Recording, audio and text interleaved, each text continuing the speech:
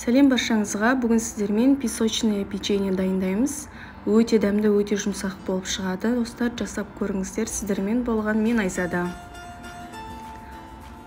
Ең алдымен бізге бөлме температурасына тұрған сары майымызды, қантымызды, немесе қант ұнтағын салсаңыздар болады. Мен қант ұнтағымызды алдым.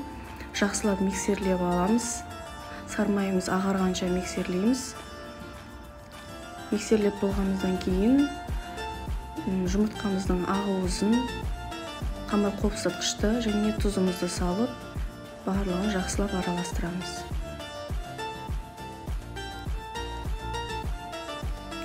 Жақсылап араластырып болғанымыздан кейін ұнымызды сетадан өткізіп,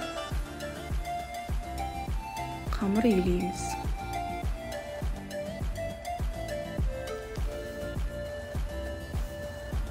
Өте жұмсақ қамыр шығады. 336 нөмірлі насадкамызды кондитерлік қапшыққа салып, қамырымызды салып аламыз. Өздеріңіз қалауыңызша печеньенің формасын шығара берсеңіздер болады. Қатып қалған қағида жоқ. 150-180 градуста печеньемізді пісіріп аламыз қызарғанша. Шоколадты глазур дайындаймыз. Мен микроволновканың көмегімен ерітіп алдым.